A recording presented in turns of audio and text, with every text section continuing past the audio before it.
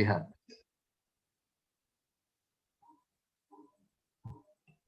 Bismillah walhamdulillah wa sallallahu wa sallam ala sayyidi rasulillah wa ala alihi wa ashabihi at-tayyibin at-tahirin wa man walah. Allahumma la sahla illa ma ja'altahu sahla wa anta taj'alul hazna idza syi'ta sahla. Allahumma arzuqna al-ikhlasa fil qawli wal 'amali wan niyyah. Amin. Akhlisun nawaya lillahi tabaraka wa ta'ala nanwi bisama'i hadha ad-dars طلب الأجر من الله عز وجل. Alhamdulillahi Rabbil Alamin wa sallallahu wa sallam ala sayyidina wa maulana Muhammadin wa ala alihi wa sahbihi at-tayyibin at-tahirin. Sama-sama mari kita berniat ikhlas karena Allah dalam majlis ini. Mudah-mudahan semua orang dari kita dibalas pahala oleh Allah Subhanahu wa taala. Amin.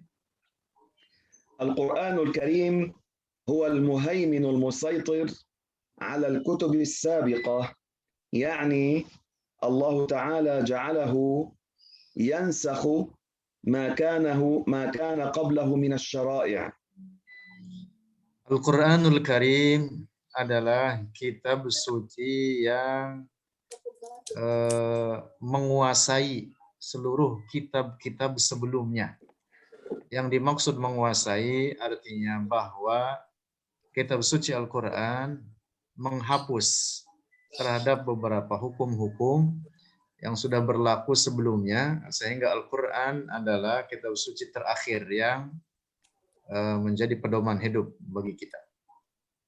فلا تأتي شريعة بعد شريعة القرآن تنسخها. Karena itu tidak akan ada datang lagi syariat yang dapat menghapuskan syariat atau ajaran Al-Quran. Oleh karena ini adalah kitab yang terakhir. والله تبارك وتعالى أخبر أن القرآن يضل به من يشاء ويهدي من يشاء يهدي به من يشاء. Di dalam Al-Quran Allah Subhanahu wa ta'ala berfirman tentang Al-Quran bahwa dengannya Allah memberi petunjuk terhadap orang yang Dia kehendaki, dan juga dengan sebab Al-Quran Allah menjadikan sebagian orang disesatkan. Yahdi bihi man yasha, yudillu bihi man yasha. نعم. فجعل الآيات على نوعين، آيات معناها واضح وآيات تحتاج إلى أهل العلم لتفسيرها. Allah menjadikan ayat-ayat Al-Quran dalam dua bagian. Bagian pertama, ayat-ayat yang mengandung makna yang jelas, tidak membutuhkan kepada takwil. Yang kedua adalah ayat-ayat yang membutuhkan kepada pemahaman takwil. وهذا التأويل سلك أهل السنة فيه على طريقتين. Metode takwil ini diberlakukan oleh ulama Ahlus Sunnati wal Jamaah di atas dua jalan. الطريقة الأولى هي إخراج النص على الظاهر عن الظاهر، يعني لا يأخذون بالظاهر الذي يوهم ما لا يليق بالله، يخرجونه عن الظاهر ولا يعطونه معنى تفصيليا. Metode takwil yang pertama adalah yang diberlakukan oleh para ulama kita, memahami teks-teks mutasyabihat dengan cara mengeluarkan makna zahir teks-teks tersebut. Yang dimaksud tidak mengambil makna zahirnya, tetapi dikeluarkan makna zahir tersebut dengan memahami makna bahwa teks-teks tersebut bukan dalam makna sifat-sifat benda tanpa menentukan makna tertentu bagi teks tersebut. وهذا يسمى التأويل الإجمالي أو التفويض. Metode pertama ini disebut dengan ta'wil ijmali. Saya ulang, yaitu metode ta'wil yang mengeluarkan makna zahir suatu lafaz dengan tanpa menentukan makna tertentu baginya. Disebut dengan ta'wil ijmali, juga disebut dengan tafwid. وهذا الذي غلب على السلف الصالح أهل القرون الثلاثة الأولى. Metode takwil pertama inilah yang umum dipergunakan oleh para ulama salaf saleh. Ulama salaf saleh itu yaitu mereka yang hidup pada abad pertama Hijriyah. فكانوا لا يأخذون بالظواهر التي توهم ما لا يليق بالله، ولكن لا يحددون لها معاني تفصيلية، لكن لا يأخذون بالظاهر. Umumnya para ulama salaf tersebut yaitu ahlul qurun as-salasatil ula, mereka yang hidup pada 3 abad pertama Hijriah, memberlakukan metode takwil ijmali ini, yaitu memahami teks-teks mutasyabihat bukan dalam makna zahirnya, memalingkan makna zahirnya tersebut, tetapi tanpa menentukan makna tertentu bagi teks-teks mutasyabihat tersebut. Mereka hanya memalingkan makna zahirnya, bahwa makna ayat-ayat tersebut bukan dalam makna sifat-sifat kebendaan, bukan dalam makna zahirnya. Ini disebut dengan ta'wil ijmali. Naam, Syekh.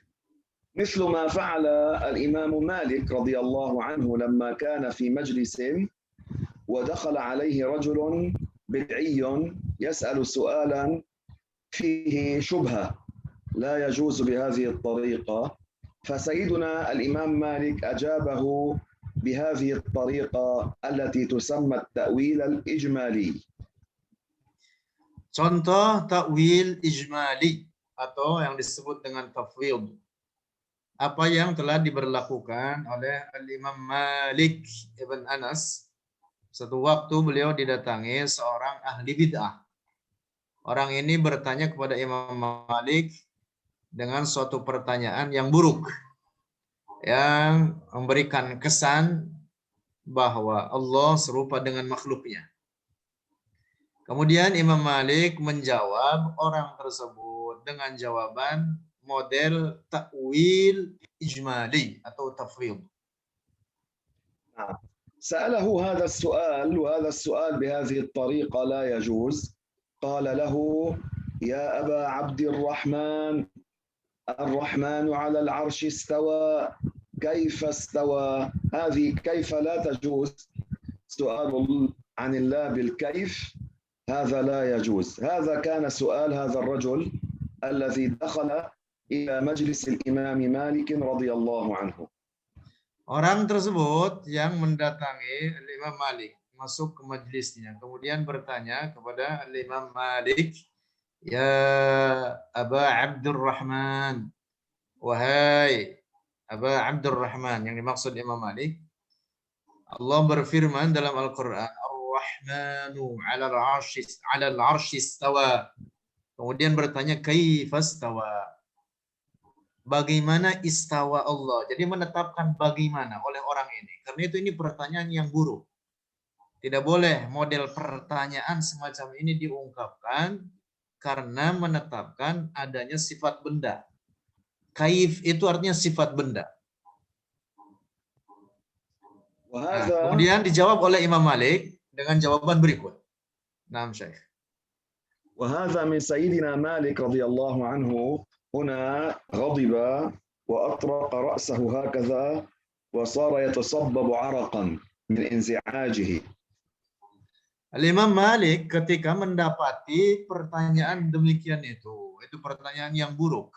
Karena pertanyaannya sudah mengindikasikan adanya keserupaan antara Allah dengan makhluknya dengan mengatakan kaifastawa.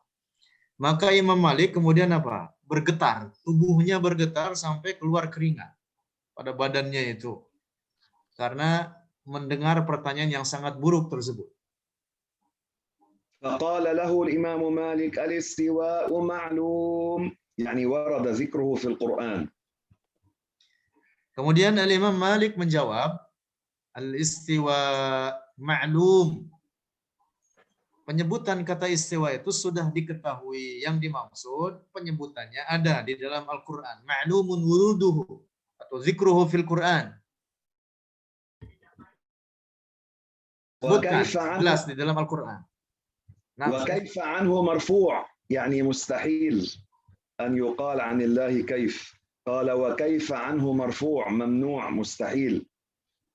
Dan tidak boleh ditetapkan kaifa bagi Allah.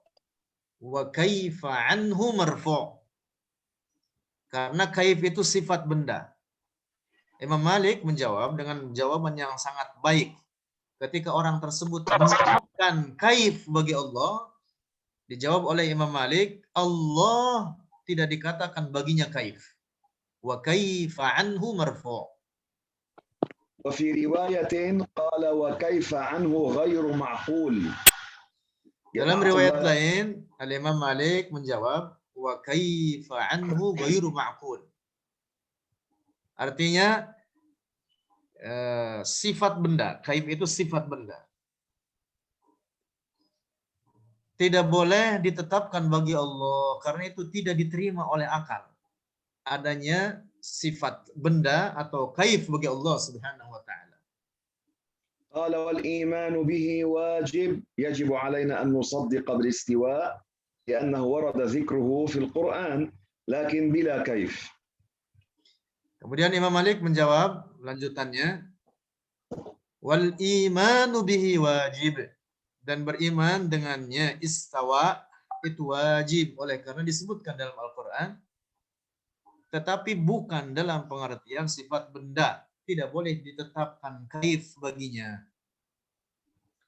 قال له ولا أراك إلا مبتدعا يعني أنت ترمي بهذا السؤال أشياء من أهل البدعة هذه طريقة أهل البدع الذين زاغوا عن طريقة أهل السنة وطلب أن يخرج قال أخرجوه. Kemudian Imam Malik berkata, aku melihat engkau ini adalah seorang ahli bid'ah. Artinya apa? Artinya ucapanmu dengan model pertanyaanmu seperti itu, dengan menetapkan kaif, engkau telah sesat di dalamnya. Karena berarti dengan pertanyaanmu itu, engkau memendam dalam dirimu adanya sifat-sifat kebendaan bagi Allah. Maka kemudian Imam Malik memerintah kepada orang-orang yang di majelis tersebut untuk mengeluarkan orang tersebut dari majelisnya. Maka kemudian dikeluarkan orang tersebut dari majelis Al-Imam Malik. فهذا يقال له تأويل إجمالي هذا ما غلب على السلف. Metode yang diberlakukan oleh Imam Malik semacam ini disebut dengan ta'wil ijmali. Ta'wil ijmali. Model atau metode takwil semacam inilah yang umum diberlakukan oleh para ulama salaf, yang disebut juga dengan metode tafwid. Nah, والإمام أحمد كذلك رضي الله عنه قال استوى كما أخبر لا كما يخطر للبشر. هذا أيضا تأويل لكن يقال عنه إجمالي يعني لم يحدد معنى لكلمة استوى تفصيليا من المعاني التي تقبلها اللغة العربية. Demikian pula metode ta'wil ijmali ini diberlakukan oleh Al-Imam Ahmad ibn Hanbal, yang notabene ulama salaf, sama juga dengan Al-Imam Malik. Bahkan Imam Malik terlebih dahulu daripada Imam Ahmad. Al-Imam Ahmad mentakwil atau memberlakukan takwil ijmali terhadap istawa yang disebutkan dalam Al-Quran. Beliau mengatakan istawa kama akhbar la kama yakhturu lil bashar. Istawa yang disebutkan dalam Al-Quran sebagaimana diberitakan oleh Allah, disebutkan dalam Al-Quran. La kama yakhturu lil bashar. tidak seperti apa yang tergambar bagi manusia. Artinya bukan seperti yang kita pikirkan, bukan seperti yang kita bayangkan. Istawa Allah bukan dalam makna sifat benda. Nah, ini metode disebut dengan metode takwil ijmali atau pula disebut dengan tafwid. وأما الطريقة الثانية لأهل السنة والجماعة في تفسير المتشابهات فهي الطريقة الثانية تسمى التأويل التفصيلية، وهي أيضا فيها أن نخرج النص عن الظاهر، يعني لا نأخذ بالظواهر التي لا تليق بالله، ظواهرها توهم أشياء لا تليق بالله فلا يأخذون بها السلف والخلف. Ada pulpen di situ di depan tuh di box. Yang kedua, metode Ahlus Sunnati wal Jamaah dalam memberlakukan takwil terhadap teks-teks mutasyabihat adalah metode yang disebut dengan takwil tafsili. Takwil tafsili yaitu memalingkan teks-teks mutasyabihat dari makna zahirnya. Tidak mengambil makna zahirnya. Dikeluarkan makna zahirnya atau dipalingkan makna zahirnya tersebut dengan menentukan makna yang lain yang masih dalam kandungan teks tersebut dan sesuai bagi keagungan Allah. Nah, metode ini disebut dengan metode takwil tafsili. وهذا غلب على الخلف. Metode takwil tafsili ini umum diberlakukan oleh para ulama khalaf. فقالوا استوى قهر واستولى وحفظ وأبقى، أخرجوها عن الظاهر وأعطوها معنى تفصيليا. Dalam memahami istawa, para ulama khalaf memberlakukan takwil tafsili dengan mengatakan istawa ay qahara wa haimana wa saytara wa abqa. Artinya menguasai, menundukkan atau menetapkan terhadap arash pada tempatnya. Nah, ini yang dimaksud dengan takwil tafsili. Jadi menentukan makna tertentu bagi teks mutasyabihat tersebut dengan memalingkan makna zahirnya. ولكن ثبت عن السلف الصالح أنهم أولوا كذلك تأويلا تفصيليا، وهذا عنوان المحاضرة لنحفظ أن السلف كذلك كانوا يقررون التأويل التفصيلي ولا يمنعونه.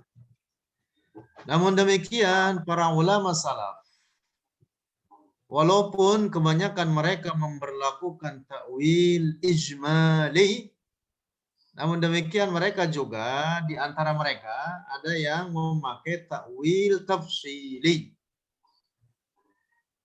Inilah yang akan kita bahas dalam kesempatan ini, bahwa takwil tafsili juga diberlakukan oleh sebagian para ulama salaf. فمن السلف الذين أولوا التأويل التفصيلي ترجمان القرآن ابن عم رسول الله صلى الله عليه وسلم عبد الله ابن عباس رضي الله عنهما. Di antara ulama salaf yang memberlakukan takwil tafsili adalah ibnu ammi Rasulullah, putra paman Rasulullah, terjumanul Quran, yang bergelar dengan terjumanul Quran, yaitu Abdullah bin Abbas. أولا قول الله تعالى يوم يكشف عن ساق، فقال الساق هنا معناها الشدة والكرب. Dalam mentakwil atau dalam memahami firman Allah Subhanahu wa taala, yauma yukshafu an saq, Al-Imam Abdullah bin Abbas radhiyallahu anhuma memberlakukan takwil tafsili. Beliau mengatakan an saq ay an syiddatin wa karbin. Yang dimaksud ayat ini menceritakan tentang hari kiamat. Nanti di hari kiamat akan dibukakan, yukshafu, akan dibukakan dari segala kesusahan. An syiddatin, dari segala kesulitan, karbin, dan kesusahan. Daripada orang-orang mukmin. على أرض المحشر يوم القيامة حتى يفتضح الكفار يؤمرون بالسجود لا تطاوعهم ظهورهم. الظهر هذا لا يطاوعهم فلا يقدرون. يسجد المؤمنون أما هؤلاء لا يقدرون فينفضح حال هؤلاء ينكشف يوم يدعون إلى السجود فلا يستطيعون. هذه تتمة الآية. فهذا يحصل على أرض المحشر وليس معناه أن الله له ساق، هذا الذي هو عضو مشتمل على اللحم والعظم. Firman Allah itu tadi membicarakan tentang keadaan di al-mahsyar, di hari kiamat nanti. Allah berfirman, "Yauma yukshafu 'an saqin wa yud'auna ila as-sujud wa hum salimun." ولا يستطيعون. Yauma yukshafu 'an saqin wa yud'auna ila as-sujud fala yastati'un.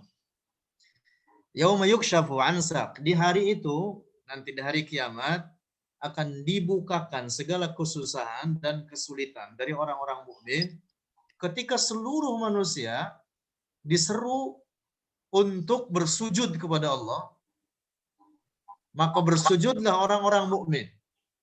Kecuali orang-orang kafir, punggung mereka tidak mampu untuk dibawa turun untuk sujud kepada Allah. Sehingga terbukalah siapa orang-orang yang mukmin dan orang-orang yang kafir.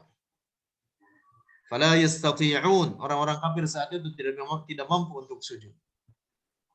Nah, jadi ayat ini berbicara tentang keadaan di mahsyar tersebut. Disebutkan oleh Allah, yauma yukshafu 'an saq. An saq di sini dalam makna an syiddatin wa karb. Orang-orang mukmin saat itu dilepaskan dari segala kesusahan. Jadi makna saq di sini bukan dalam makna zahirnya. Karena makna zahirnya itu artinya betis, kaki, betis.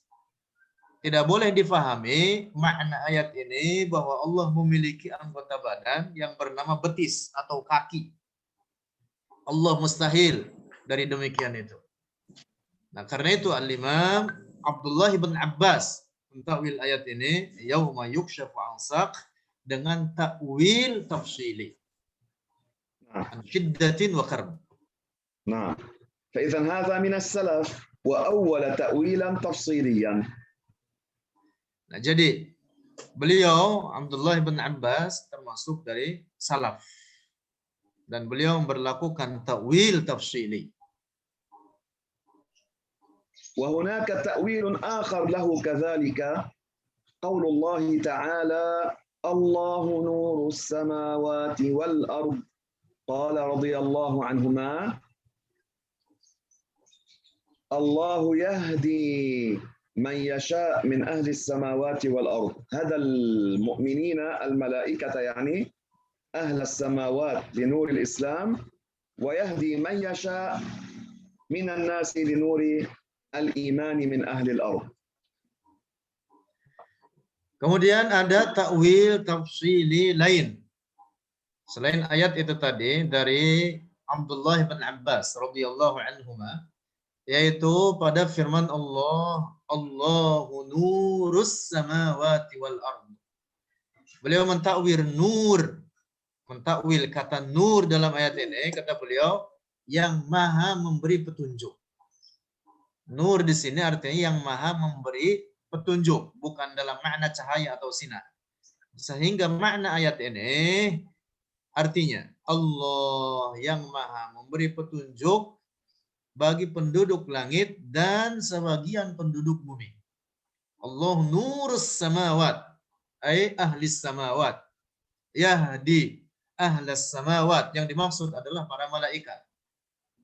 Penduduk langit adalah para malaikat. Dan sebagian penduduk bumi, yaitu dari bangsa manusia. Nah, jadi ayat ini ditakwil oleh Al-Imam Abdullah bin Abbas dengan metode takwil tafsili dengan mengatakan nur sebagai apa? Yang maha memberi iman. Bukan nur dalam makna zahirnya yang berarti cahaya atau sinar. Allah bukan sinar. Nah, jadi ini adalah takwil tafsili. Yang kedua dari Al-Imam Abdullah bin Abbas. وهناك تفسير آخر عنه رضي الله عنه، ولن نذكر أمثلة كثيرة، لكن هذا الإمام الأول عبد الله بن عباس أول تأويلا تفصيليا.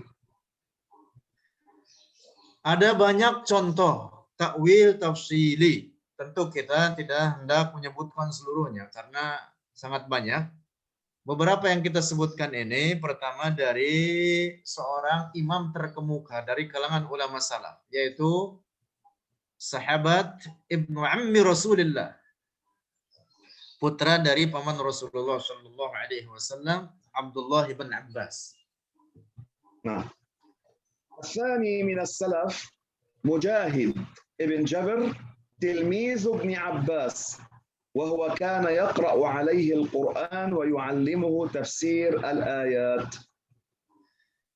Yang kedua dari ulama salaf yang juga memberlakukan takwil tafsili adalah Al-Imam Mujahid ibn Jabr yang merupakan murid Abdullah ibn Abbas. Dan Abdullah ibn Abbas inilah yang telah mengajarkan kepada Mujahid tentang al-qiraat, tentang tafsir Al-Quran, dan seterusnya. Ingat, yang kedua ini namanya siapa? Mujahid ibn Jabr. فسر أول قول الله تعالى فأينما تولوا فثم وجه الله. قال وجه الله هنا في هذه الآية معناها قبلة الله، القبلة. Al-Imam Mujahid, murid Abdullah bin Abbas, telah mentakwil secara tafsili terhadap firman Allah, fa'ainama tuwallu fasamma wajhullah. Fa'ainama tuwallu, maka kemanapun kalian menghadap, makna harfiah ayat ini, fasamma wajhullah, maka di sanalah wajhullah ay qiblatullah. Ditawil oleh Imam Mujahid wajhullah dalam makna qiblat. Al-wajh ditakwil dengan makna al-qiblah. يعني إذا كنا مسافرين على الدابة على الراحلة وأردنا صلاة السنة ليس الفرض، كيفما توجهنا تكون قبلة لنا. Ayat ini membicarakan tentang hukum sholat di atas binatang tunggangan. Apabila kita hendak sholat sunnah, penting ini dicatat, sholat sunnah bukan sholat fardu. Sholat sunnah di atas binatang tunggangan, maka kemudian boleh kita sholat di atasnya, dan kemudian umpama dibawa ke arah manapun oleh binatang tersebut dalam perjalanannya, ke kanan, ke kiri, ke arah manapun, maka sah sholat sunnah tersebut. ومن الذين أولوا تأويلا تفصيليا الإمام مالك ابن أنس رضي الله عنه وأرضاه. Termasuk ulama lainnya dari para ulama salaf selain yang telah kita sebutkan tadi adalah Al-Imam Malik ibn Anas radhiyallahu anhu. أول قول الله تبارك وتعالى، أول حديث رسول الله صلى الله عليه وسلم ينزل ربنا قال تنزل رحمته، يعني أثر رحمته. Al-Imam Malik ibn Anas memberlakukan takwil tafsili terhadap hadis Rasulullah Shallallahu Alaihi Wasallam, hadis mutasyabih. Redaksi hadis yang disebut dengan hadis nuzul mengatakan yanzilu rabbuna, ditakwil oleh al-Imam Malik ibn Anas, ay tanzilu rahmatuhu, yang dimaksud adalah turun rahmat Allah, yang dimaksud adalah tanda-tanda rahmat Allah. ما فسرها أن الله ينتقل من علو إلى سفل كما تفسرها المجسمة اليوم، وإنما أولها أخرجها عن الظاهر الذي يوهم ما لا يليق بالله، وأعطاها معنى يليق بالله عز وجل، يقال له هذا تأويل تفصيلي. Al-Imam Malik tidak memahami hadisun nuzul tersebut dalam makna zahirnya. Tidak difahami oleh beliau bahwa Allah berada di arah atas lalu turun ke bawah, berpindah tempat. Na'udzubillah. Itu keyakinan rusak. Karena itu Al-Imam Malik tidak memahami demikian terhadap hadisun nuzul tersebut. Tetapi beliau memahami yang dimaksud dengan yanzilu rabbuna adalah nuzulur rahmah, turunnya rahmat Allah Subhanahu wa taala. Yang dimaksud adalah tanda daripada rahmat Allah. نعم. ومن الذين أولوا تأويلا تفصيليا البخاري رضي الله عنه صاحب كتاب الصحيح. الحافظ البخاري رحمه الله أول تأويلا تفصيليا وذكر هذا في كتابه الجامع الصحيح المشهور. Lanjut, termasuk ulama salaf lainnya selain yang telah kita sebutkan adalah Al-Imam Al-Bukhari. Semua kita mengenal siapa beliau. Adalah penyusun Al-Jami' As-Sahih, penulis kitab Sahih Al-Bukhari. Beliau telah memberlakukan metode takwil tafsili yang bahkan disebutkan dalam kitab karyanya tersebut. هذا الإمام البخاري أول قول الله كل شيء هالك إلا وجهه قال إلا ملكه. Al-Imam Al-Bukhari dalam kitab sahihnya tersebut telah mentakwil firman Allah, kullu syai'in halikun illa wajhah. Kullu syai'in, makna harfi ayat ini mengatakan kullu syai'in, setiap sesuatu, halikun itu akan binasa, illa wajhah, ditakwil oleh Al-Imam Al-Bukhari illa mulkah, kecuali kekuasaan Allah atau kerajaan Allah tidak akan punah. Segala sesuatu akan punah kecuali kekuasaan Allah Subhanahu wa taala.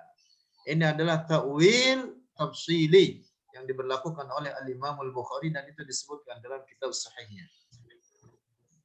يعني لو زالت المملوكات مخلوقات الله، الله تعالى صفته لا تزول لا تتغير. Yang dimaksud ayat ini, kullu syai'in halikun illa wajhah, bahwa ketika nanti seluruh makhluk Allah ini akan hancur punah, maka kekuasaan Allah tidak akan berubah, tidak akan hancur, tidak punah, tidak berubah. هذا تأويل تفصيلي قاله البخاري. فإذا عبد الله بن عباس، مجاهد ابن جبر، مالك بن أنس، والبخاري أول تأويلا تفصيليا. Itulah apa yang disebutkan oleh Al-Imam Al-Bukhari dalam kitab sahihnya terkait takwil tafsili. Nah, jadi kita sudah menyebutkan beberapa nama ulama salaf yang telah memperlakukan takwil tafsili ini. Yang pertama, Abdullah bin Abbas. Yang kedua, Mujahid ibn Jabr. Silakan ditulis. Yang ketiga, Malik ibn Anas. Lalu yang keempat, Al-Imam Al-Bukhari. Al-Imam Al-Bukhari. Dengan ayat-ayat atau hadis yang telah kita sebutkan tadi daripada teks-teks mutasyabihat. ومن تأويلات الإمام البخاري أيضا في صحيح البخاري أول الحديث الوارد فيه لفظ ضحك الله من فعالكم الليلة قال ضحك أي رضي فسر الضحك بالرضا وليس الضحك الذي يتوهمه الإنسان يوصف به الإنسان. Termasuk takwil lainnya yang juga disebutkan oleh Al-Imam Al-Bukhari dalam kitab sahihnya adalah bahwa beliau mentakwil tafsili, berlakukan takwil tafsili terhadap hadis yang menyebutkan dhahikallahu al-lailata min fi'alikuma. Makna dhahika dalam hadis ini ditakwil oleh Al-Imam Al-Bukhari di dalam makna ar-ridha, bimakna ar-ridha. Bukan dalam makna zahirnya, bukan dalam makna zahirnya yang digambarkan atau dihayalkan oleh kita dalam makna tersenyum. Allah tidak boleh disifati dengan sifat ini, tapi makna dhahika di sini adalah dalam makna ar-ridha. Allah meridai apa yang telah kalian berdua lakukan di malam ini. Itu yang dimaksud hadis tersebut. إذا قالوا لنا السلف ما أولوا نقول لهم لا السلف أولوا لكن غلب عليهم التأويل الإجمالي وثبت عن كثير منهم أنهم أولوا تأويلا تفصيليا فلا تنكروا علينا ولا تدعوا أنكم من أهل السلف فأنتم لستم من السلف لا زمنا ولا منهجا ولا عقيدة. Nah, maka kalau kita mendapati ada orang mengatakan para ulama salaf tidak memberlakukan takwil, bantah. Orang tersebut kita bantah. Para ulama salaf memberlakukan takwil. Takwil ijmali dan takwil tafsili. Walaupun umumnya ulama salaf berlakukan takwil ijmali, namun demikian juga ada para ulama salaf yang memberlakukan takwil tafsili. Seperti yang kita sebutkan nama-nama tadi di antaranya. Nah, dengan demikian kalau ada orang mengatakan atau mengingkari takwil tafsili dari ulama salaf, kita bantah dengan bukti yang kita sampaikan ini. Dan kita katakan kepada mereka, kalian kalau mengaku diri kalian sebagai pengikut salaf, maka kalian telah berdusta, bohong. Kalian bukan pengikut salaf. Di dalam akidah, di dalam ajaran, di dalam cara beragama, kalian bukan ulama salaf dan tidak mengikuti ajaran salaf. Karena para ulama salaf berlakukan takwil, baik takwil ijmali maupun takwil tafsili. فإذا من السلف الذين أولوا تأويلا تفصيليا عبد الله ابن عباس، مجاهد تلميذ ابن عباس، البخاري، مالك ابن أنس، وكذلك أيضا الإمام أحمد رضي الله عنه. Beberapa nama yang sudah kita sebutkan dari ulama salaf yang telah melakukan takwil tafsili. Kita ulang kembali dengan tambahan nama lainnya. Yang pertama Al-Imam Abdullah bin Abbas. Dua, murid beliau yaitu Mujahid ibn Jabr. Kemudian yang ketiga Al-Imam Al-Bukhari. Kemudian yang keempat Al-Imam Malik ibn Anas. Dan kemudian yang kelima tambahan yaitu Al-Imam Ahmad ibn Hanbal.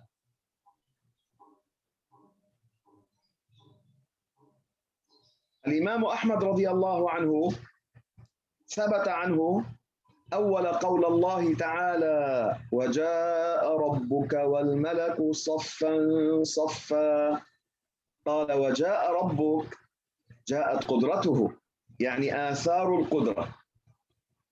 Al-Imam Ahmad ibn Hanbal telah berlakukan ta'wil tafsili, yaitu pada firman Allah, وَجَاءَ رَبُّكَ وَالْمَلَكُ صَفًّا صَفًّا. وَجَاءَ رَبُّكَ, kata Imam Ahmad, ja'at qudratuhu. Bukan diambil makna zahirnya wajah rabbuka bahwa Allah datang. Bergerak, na'udzubillah. Allah mustahil daripada sifat kebenaran semacam itu. Karena itu Al-Imam Ahmad mentakwil ayat ini, kata beliau wajah rabbuka ja'at qudratuhu, akan datang tanda-tanda kekuasaan Allah. Ayat ini juga menceritakan tentang peristiwa kiamat nanti. Akan nampak tanda-tanda kekuasaan Allah saat itu. Allah Ta'ala يأمر ملائكة يوم القيامة يصطفون حول الإنس والجن 7 صفوف على أرض Allah المحشر. di hari kiamat nanti, terkait ayat yang kita sebutkan tadi, Allah memerintah para malaikat untuk mengelilingi manusia dan dalam bentuk barisan, shaf, yang tersusun dari 7 barisan.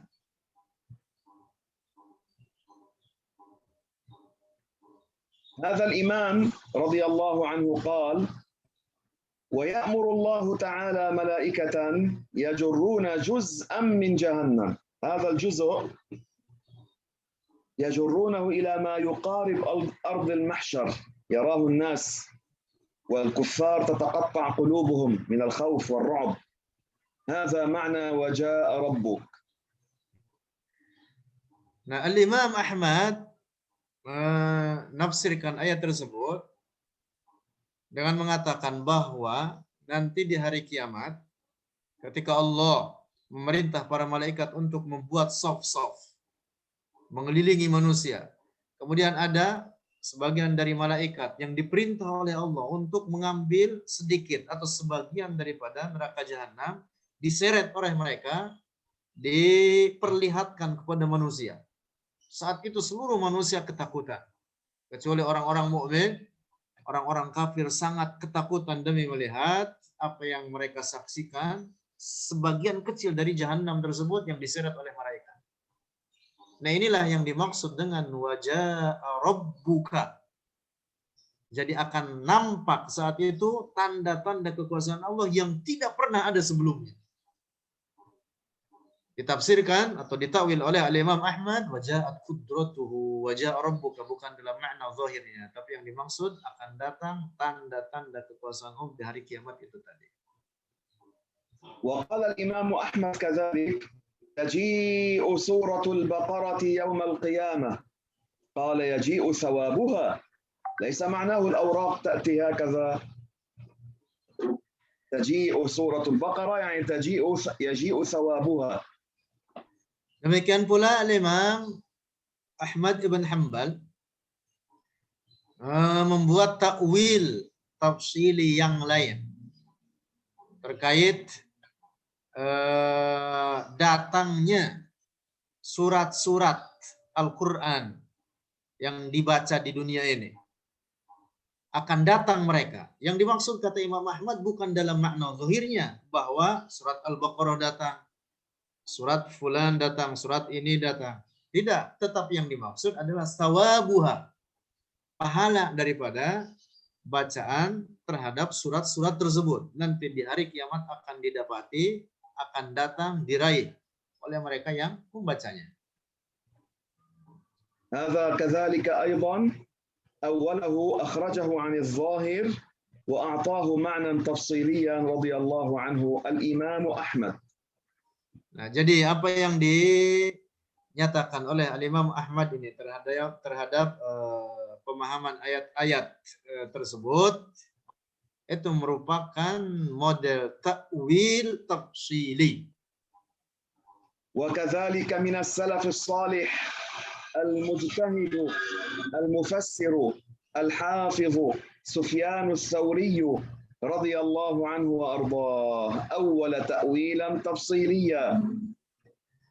Demikian pula dari ulama salaf yang juga memberlakukan ta'wil tafsili adalah seorang ulama terkemuka, ulama agung, imam mujtahid, ahli tafsir, ahli hadis, ahli fiqih, yaitu al-Imam Sufyan Ats-Tsauri. Beliau memberlakukan ta'wil tafsili. قال رحمه الله: كل شيء هالك إلا وجهه، قال إلا ما أريد به وجه الله، يعني الأعمال الصالحة يبقى ثوابها. هذا تفسيره رضي الله عنه. Al-Imam Sufyan Ats-Tsauri telah mentawil firman Allah, kullu syai'in halikun illa wajhah. Kullu syai', setiap sesuatu halikun, akan binasa, akan punah, illa wajhah. Ditawil oleh beliau, illa wajhah, illa ma urida bihi wajhullah. Kecuali apa yang dikerjakan dengannya untuk tujuan meraih ridho Allah. Yang dimaksud daripada amal-amal saleh. Artinya, apa yang dikerjakan oleh setiap orang di dunia ini daripada amal-amal saleh, ketaatan kepada Allah, maka itu tidak akan sia-sia, tidak akan binasa. Itu semua akan didapati sebagai balasan bagi mereka masing-masing di akhirat nanti.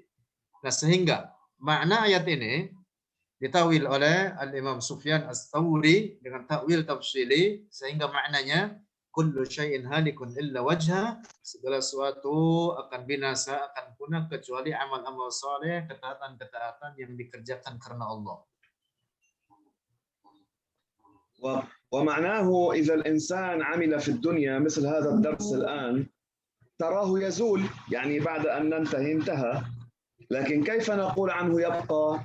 يعني يبقى ثوابه. الله تعالى سمى الأعمال الصالحة باقيات. ما معنى باقيات؟ يبقى ثوابها لك في الآخرة. Yang dimaksud terkait ayat itu tadi, sebagai contoh, apa yang kita lakukan sekarang ini, majelis ilmu, semacam ini, pahalanya besar. Walaupun terlihat akan selesai, habis. Tetapi sesungguhnya pahala daripada apa yang kita lakukan sekarang ini akan tetap ada sampai hari kiamat dan insya Allah akan kita temui. Karena itulah amal soleh disebut dengan al-baqiyat. Disebut dengan al-baqiyat. Mengapa disebut al-baqiyat? Oleh karena amal soleh itu kekal dan akan didapati oleh pelakunya di akhirat nanti sebagai pahala balasan baginya. وكذلك من السلف الصالح عبد الله بن المبارك رضي الله عنه أول قول الله تعالى الرحمن على العرش استوى قال استولى، فسره بالاستيلاء، وهذا تأويل تفصيلي. لفظ شيخ ممن شيخ؟ عبد الله ابن المبارك. Nah.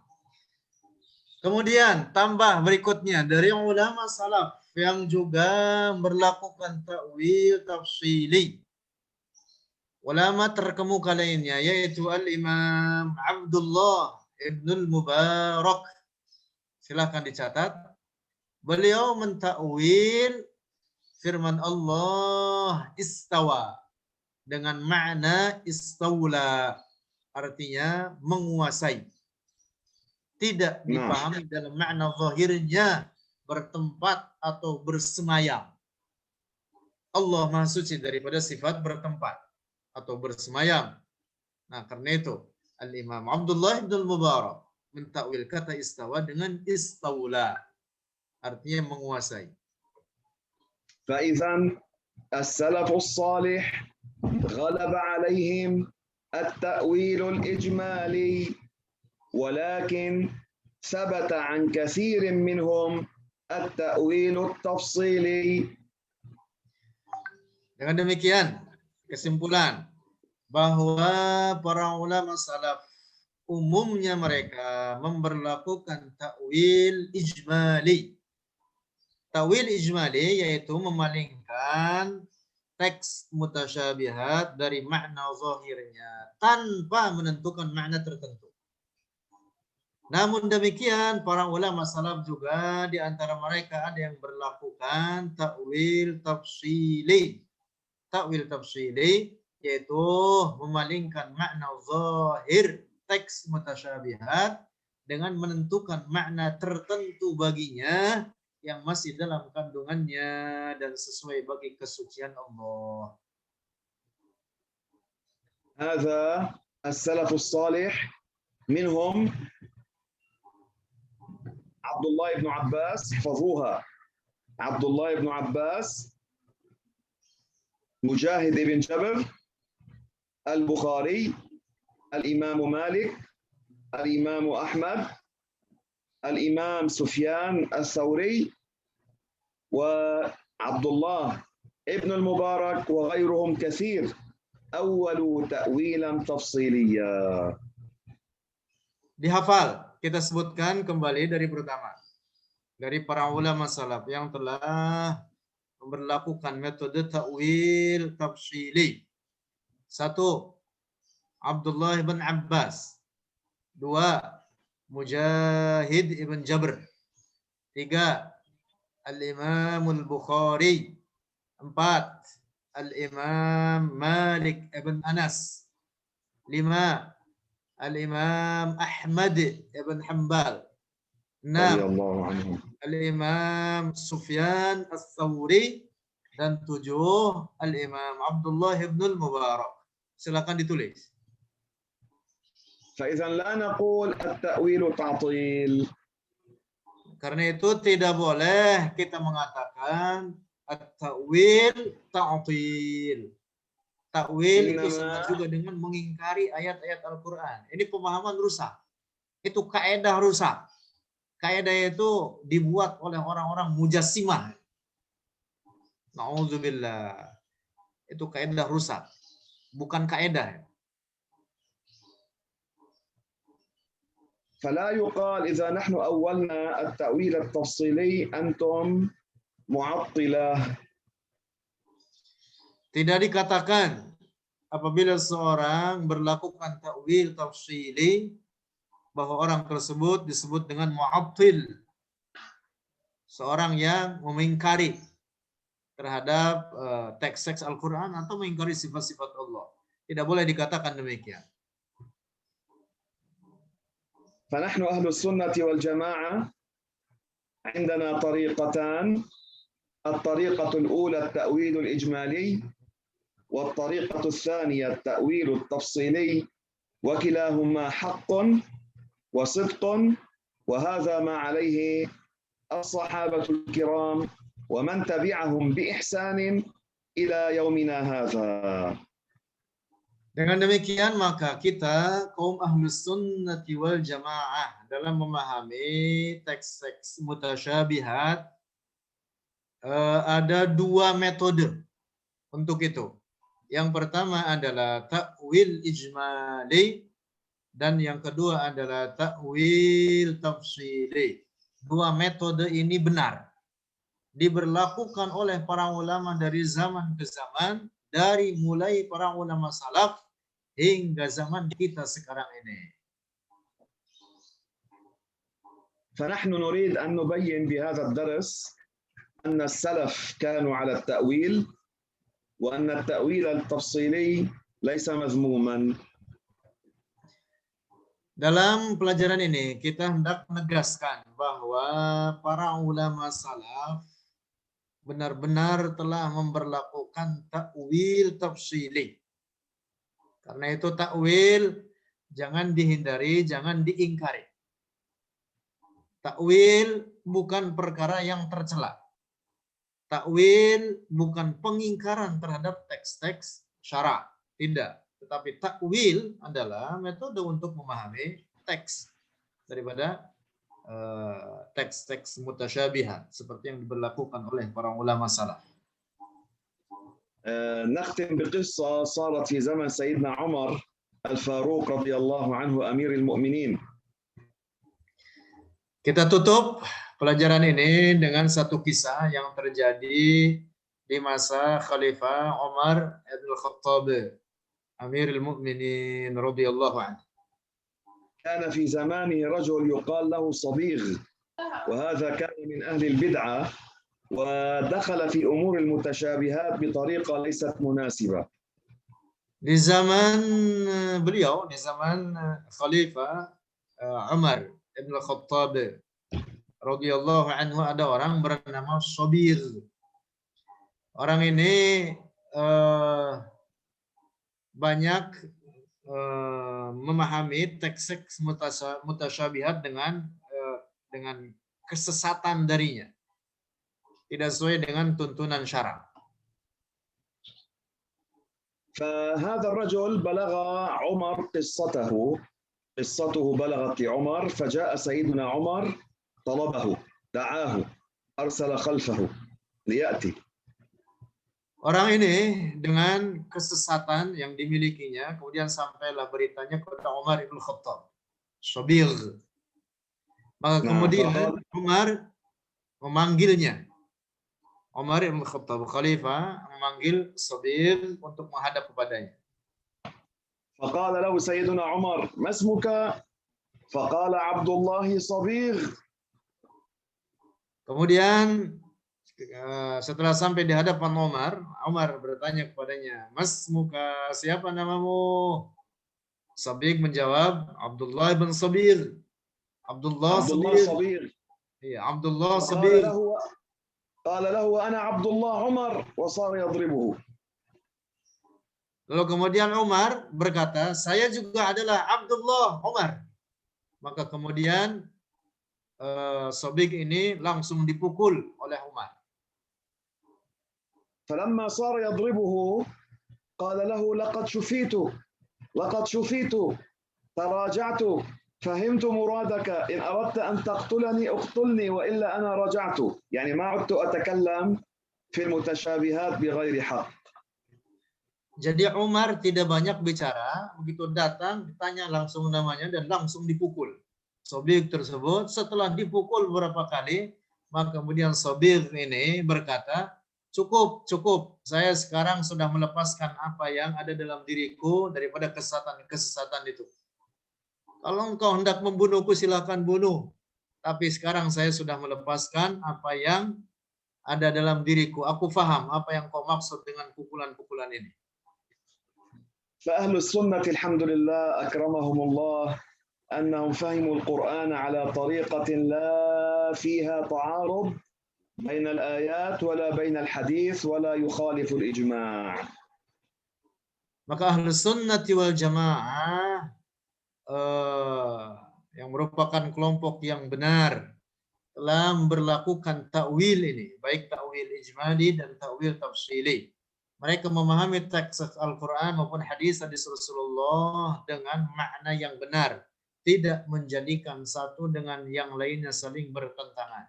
Inilah akidah dan ajaran Ahlus Sunnati wal Jamaah yang kita berada di atasnya.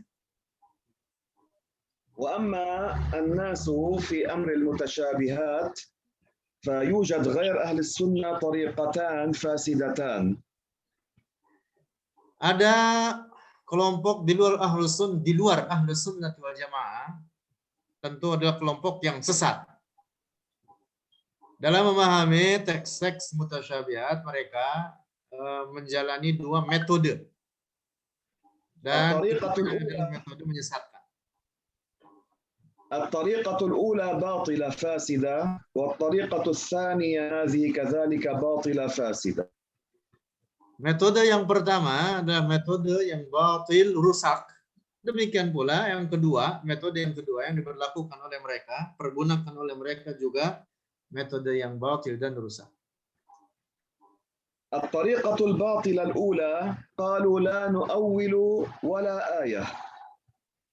يعني كلها نأخذها على الظاهر وهذا ما حمله المشبهة والمجسمة في أيامنا والمجسمة السابقون.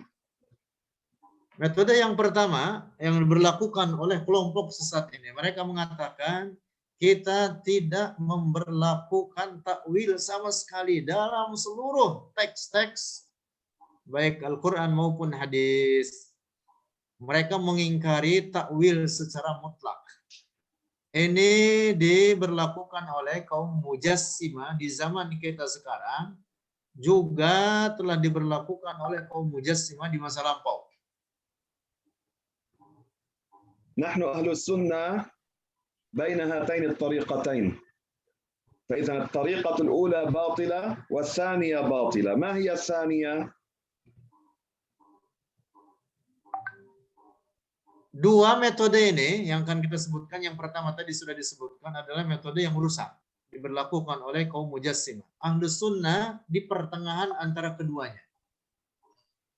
Nah, metode yang kedua yang rusak yang diberlakukan oleh kaum musyabbihah, mujassimah itu adalah berikut ini. الطريقة الثانية قالوا نؤول كل الآيات. هؤلاء الباطنية والعياذ بالله عندهم يؤولون يخرجون الآيات هكذا حتى المحكمة يؤولونها بلا حق. Kelompok yang kedua juga sama sesatnya dengan kelompok yang pertama yang diberlakukan oleh kelompok yang disebut dengan al-batiniyah.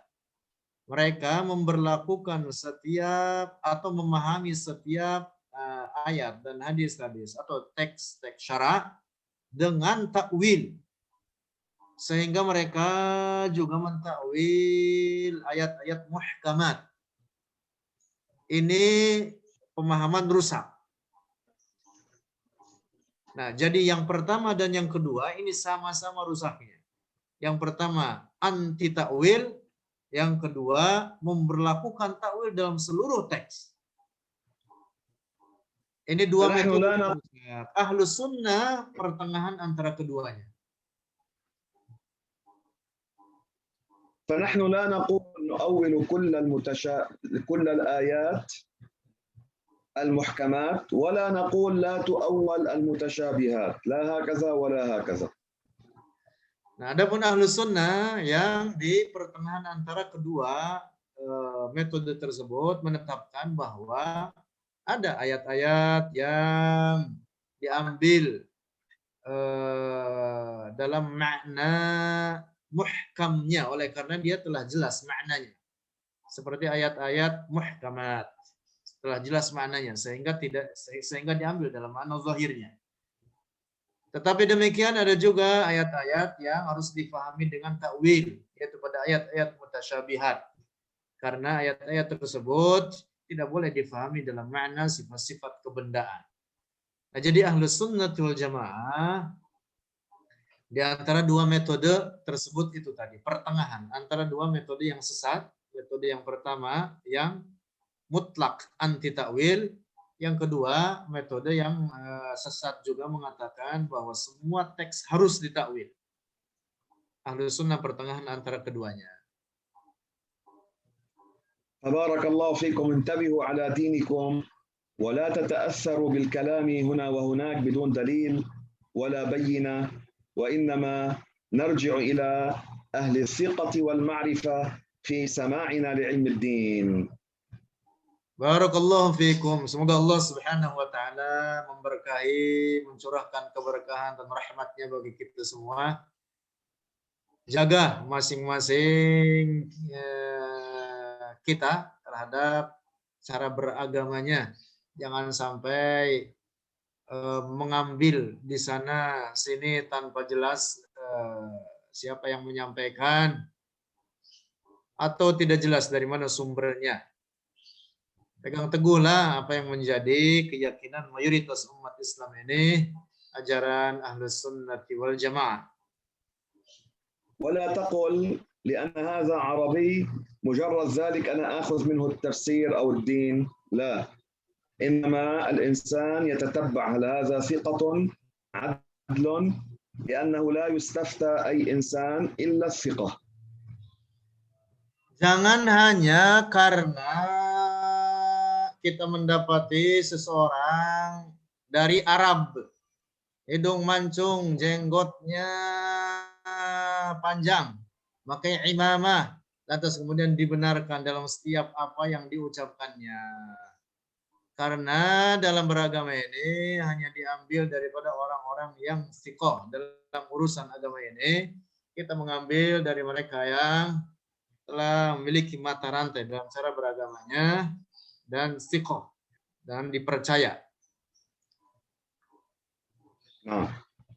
بارك الله فيكم. لا تنسوني من الدعاء. اللهم اغفر لنا يا أرحم الراحمين. اللهم تب علينا واقبل توبتنا. اللهم ثبتنا على دينك حتى الممات. يا مقلب القلوب ثبت قلوبنا على دينك. يا مصرف القلوب صرف قلوبنا على طاعتك. اللهم اهدنا فيمن هديت وعافنا فيمن عافيت وتولنا فيمن توليت وبارك لنا فيما أعطيت وقنا واصرف عنا شر ما قضيت. اللهم يا الله يا الله ارحمنا فوق الأرض وتحت الأرض ويوم العرض عليك يا أكرم الأكرمين. علمنا علما نافعا وانفعنا بما علمتنا وانفع بنا وزدنا علما يا الله يا الله يا الله. واختم لنا بالحسنى واجعل آخر كلامنا لا إله إلا الله محمد رسول الله. وصل اللهم على سيدنا محمد وعلى آله وصحبه وسلم. وآخر دعوانا أن الحمد لله رب العالمين. ولا تنسوني من الدعاء. Saya berpesan jangan lupakan saya untuk diikutkan dalam doa-doa kalian. Amin. Insyaallah taala kama la tansawna min du'aikum syekhana. على الرأس والعين. السلام عليكم ورحمة الله وبركاته. Waalaikumsalam warahmatullahi wabarakatuh. Terima kasih Ustaz Khalil. Thank you, Khalil. Amin. Wafikum. أكرمكم الله. Terima kasih saudara-saudara semuanya. Waalaikumsalam. Ya, bagi saudara-saudaraku semua di grup ini yang ingin mengikuti kajian intensif hari Senin, Rabu, Sabtu kita adakan setiap sore jam 4. Bisa hubungi admin di grup kalian masing-masing. Terima kasih atas perhatiannya. Maaf tadi ada keterlambatan. Assalamualaikum warahmatullahi wabarakatuh. Terima kasih banyak Ustadz. Buriktum. Amin, amin. Barakallahu fikum. Barakallahu fikum. Akramakumullah. Wa asabakum.